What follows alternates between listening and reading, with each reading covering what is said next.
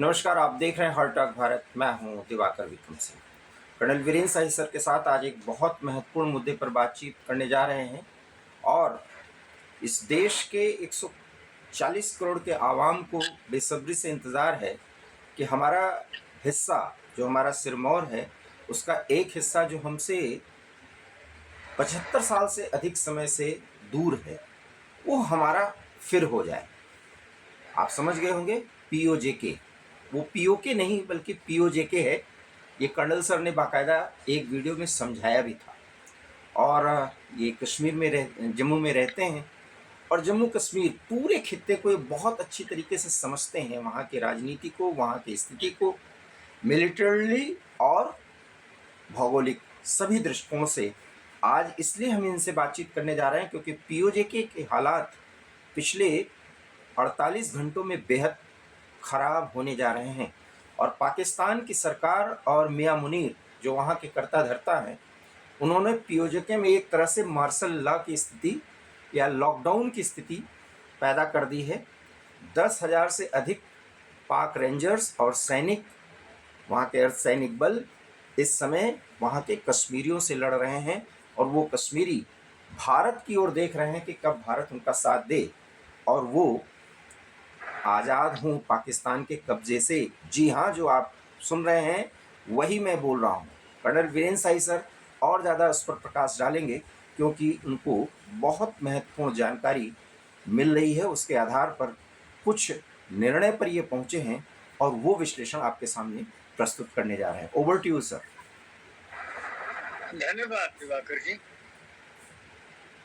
ये अभी बॉइलिंग था पॉट और लगातार इसमें बढ़ोतरी होती जा रही थी।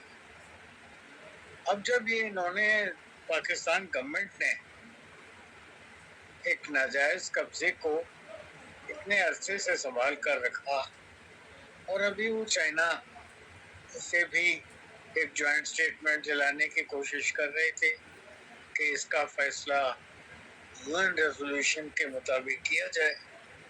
मैं समझता हूँ ये जो यंग जनरेशन है पाकिस्तान हुक्मरानों की, मैं मियां मुनीर और उनकी पार्टी की बात कर रहा हूँ। मेरे तो तकरीबन वो बेटे की उम्र वाले हैं। तो इन लोगों को शायद इतिहास की नॉलेज नहीं है।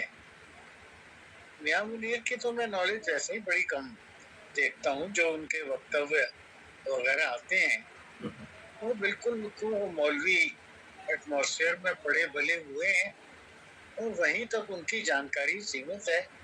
और जो मदरसों में पढ़ाया गया है शायद उससे ज्यादा उनको ज्ञान नहीं है। अगर रेजोल्यूशन को मानते हैं, यूएन रेजोल्यूशन को, तो उसके 3 भाग हैं। भाग 1 कि पाकिस्तान 1947 में एक हमलावर घोषित किया गया और उनको वो अपने ट्रुप्स वहां से निकालने चाहिए, गिलगित बाल्टिस्तान से और पीओजे के उन सब हिस्सों से जिसमें के कम जे ज्यादा है, मुजफ्फराबाद से लेकर और ये जितने भी उड़ी तक और इलाके हैं, मंडी और पुंछ के सामने के इलाके, इसमें कोई भी कश्मीरी स्पीकिंग एरिया नहीं है। पहाड़ी बोली जाती है, गुजरी या डोगरी बोली जाती है। तो ये जम्मू के एरिया से वैसे बेसिकली, और जो भी है उनके एक गैर कानूनी अधिकार में है।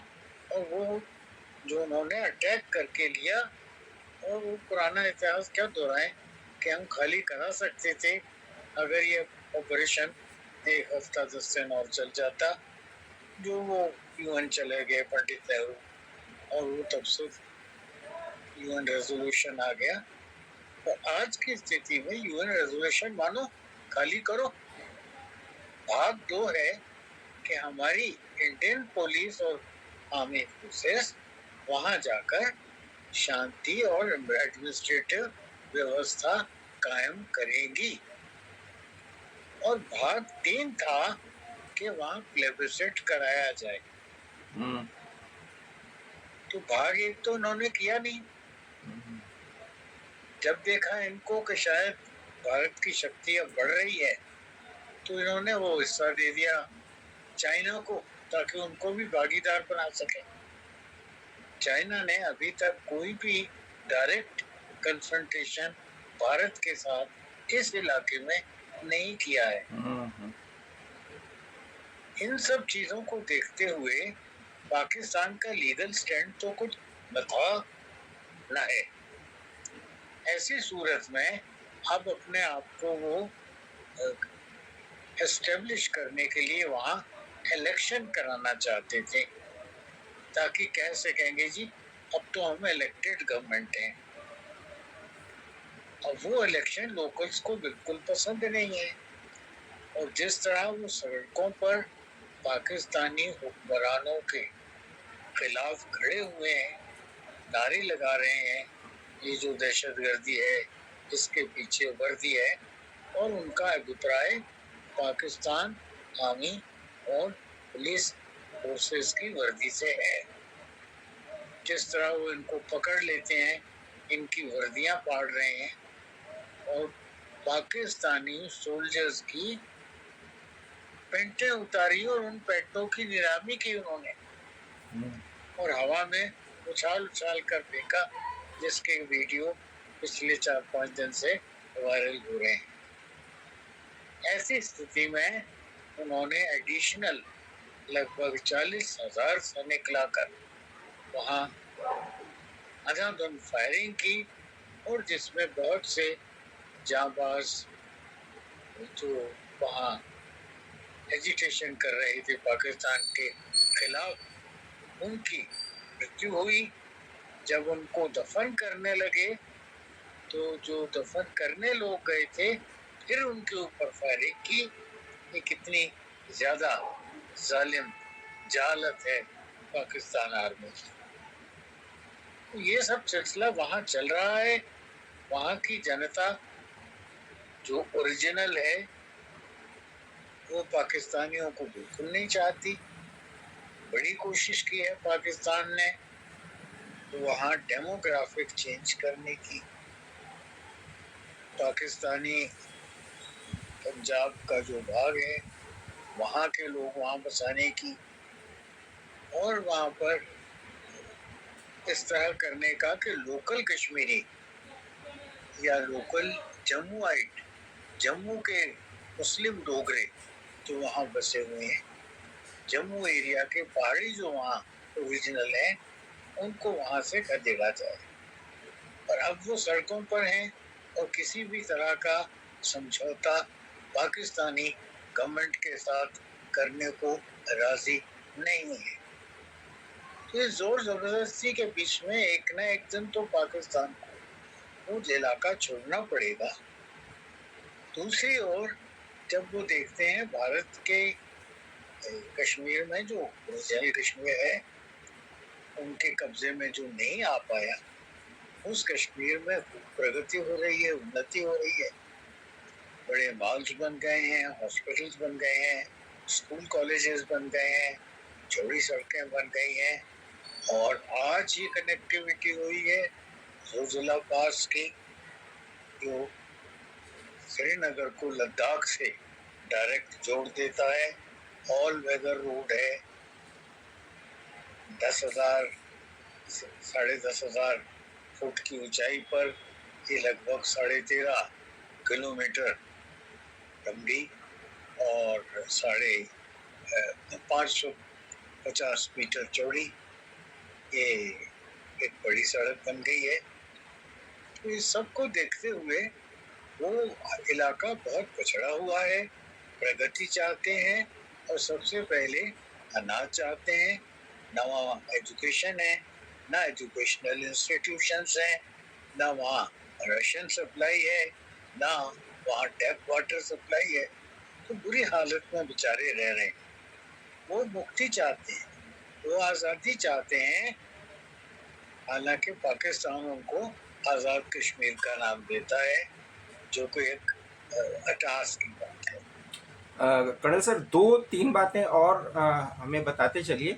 सबसे बड़ी बात कि वहाँ अवामी एक्शन कमेटी है जिसमें कई पार्टियां शामिल हैं जो लड़ाई लड़ रही हैं पाकिस्तान की सरकार से और वहाँ की सेना से, और उसी के निर्देशन में, उसी के देख-रेख में एजिटेशंस हो रहे हैं और पाक आर्मी और वहाँ के सुरक्षा बलों के खिलाफ ये पूरे बगावत के सुर हैं। सर, ये सब कुछ कई बार हो चुके हैं, इस बार भी हो रहा है, पिछले 48 घंटों से देखा ही जा रहा है।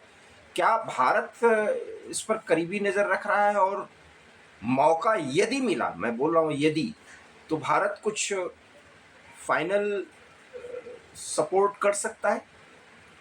थोड़ा हेजिटेट होके मैं ये शब्द बोल रहा हूँ। देखिए, ये सब जो कुछ हो रहा है इसमें हमारा मॉरल सपोर्ट तो है ही है, और जिस तरह से वो लोग इस सब को सहन कर रहे हैं, एजिटेट कर रहे हैं, मैं समझता हूँ कोई सिचुएशन आए और हमें डायरेक्ट अगर वहाँ पर कुछ एक्शन करना पड़े तो उस बात को इस स्टेज पर रूल आउट तो नहीं किया जा सकता, पर अंततः ये कश्मीरियों और ऑक्युपाइड कश्मीर के, मैं कहूँगा, जो पाकिस्तान के गब्जे वाले कश्मीर की जनता है, ये उनका निर्णायक एक फैसला होगा, और उसके लिए मुझे कभी लगता है कि अभी पूरी तरह फल पका नहीं है। बिल्कुल सही कह रहे हैं सर, और ये बहुत बड़ी बात कह रहे हैं। इस वर्जन के साथ ही मैं ये वीडियो समाप्त करूंगा कि अभी भी कश्मीरी पूरी तरीके से, जो पाक अधिकृत कश्मीर है, वहाँ के कश्मीरी जो मूल हैं, क्योंकि वहाँ भी डेमोग्राफी पाकिस्तान की आर्मी और वहाँ की सरकारों ने चेंज कर दिया है, इसीलिए तो पीओजे का हिस्सा है, और अभी भी पूरी तरीके से वो मन बना नहीं पाए हैं। वो एजिटेशन पर आते हैं, वहाँ के आर्मी के लिए मुश्किलें पैदा करते हैं, लेकिन उनके आगे वो फिर अपने आप को आत्मसमर्पण के लिए प्रस्तुत कर देते हैं, और ये स्थिति कई बार हुई है। और इसीलिए कर्नल सर कह रहे हैं कि लगता है कि वो पूरी तरह से मन नहीं बना पाए। अगर वो बना लेते हैं तो भारत तैयार है। जी, मेरा ख्याल थोड़ा सा बिलोच इलाके से उनको कुछ लेसन लेना चाहिए। बलूचिस्तान का भी एजिटेशन इसी तरह पाकिस्तानी हुक्मरानों से मुक्ति पाने का है, वो भी आज़ाद होना चाहते हैं, और जिस बल और बलिदान से वो लोग एक्ट कर रहे हैं, वो चीज़ अभी तक पीओजेके में उतनी तीव्रता से नजर नहीं आई, बिल्कुल। और बल प्रयोग तो बिल्कुल नहीं हुआ। तो भाई बहन प्रीत न हुई गुसाई, थोड़ा सा उनका नर्म एजिटेशन है, उसको शायद अभी कुछ और गर्म होने की आवश्यकता है। और मैं समझता हूँ जिस तरह पाकिस्तान ने अब कैजुअल्टीज करनी शुरू की हैं, ऑलमोस्ट मार्शल लॉ वाली हालत बना दी है उन्होंने। रूटेड साइट तो है कि चीज जो भी सर उठाए उसको मार दो या गायब कर दो, फिर उसका पता ही नहीं चलता, लाश भी नहीं मिलती। ये जो अब सिलसिला उन्होंने शुरू किया है, तो शायद पाकिस्तान अब इनवाइट कर रहा है एक इस तरह का एजिटेशन जो शायद सशस्त्र रूप धारण कर ले, और ऐसी कोई स्टेज आती है तो मैं समझता हूँ कुछ उसका फैलाव भी होगा, और जब वो ज्यादा खून खराबे पर बात आएगी तो और भी कुछ शक्तियां शायद उनके साथ सम्मिलित हो सके। सर, मियां मुनीर क्या कोई हिमाकत भी कर सकते हैं इन सब से ध्यान हटाने के लिए और पूरे पाकिस्तान को भारत विरोध के नाम पर एक करने के लिए? बहुत संक्षेप में। मैं समझता हूँ आप सिद्धू ने अच्छा भला सबक उन्हें दे दिया है, और इस तरह की हिमाकत उन्हें करनी चाहिए नहीं, पर अगर हो जाए तो ये सब निपटारा जल्दी हो जाएगा। बहुत बहुत तो प्रतीक्षा करेंगे। एज ए भारतीय सैनिक मैं कहता हूँ कि मैं तो प्रतीक्षा करूंगा कि इस तरह का वो कुछ सर उठाए और मौका दें हमारे ऑप सिद्धू को, जो अभी अंडर सस्पेंस है पर चालू है। उसको पूरा करने का।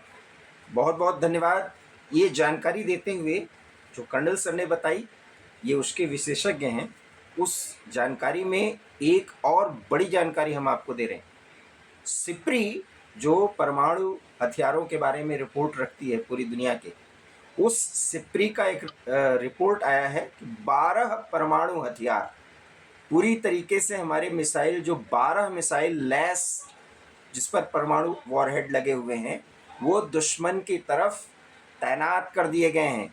जगह नहीं बताया जा रहा है, वो चीन भी हो सकता है, वो पाकिस्तान भी हो सकता है। तो वैसे भी पाकिस्तान का जो परमाणु बम वाला जो हवा था, वो तो भारत ने ऑपरेशन 1 में, सिंदूर पार्ट 1 में ख़त्म कर दिया। 2 का, जैसा कि कर्नल सर कह रहे हैं, बहुत बेसब्री से इंतज़ार है। पीओजेके के हालात ख़राब हैं, और जो हालात ख़राब हो रहे हैं, अगर दिल से पीओजेके के लोग पाकिस्तान से मुक्ति चाहते हैं तो भारत तैयार है। कर्नल सर ने जो कुछ भी कहा उसके मायने और मतलब समझिए, इस पर अपनी राय दीजिए। वीडियो अच्छा लगा हो तो शेयर कीजिए, लाइक कीजिए, हमारे चैनल हार्ट ऑफ भारत को सब्सक्राइब कीजिए। सर बहुत बहुत धन्यवाद, नमस्कार। धन्यवाद दिवाकर।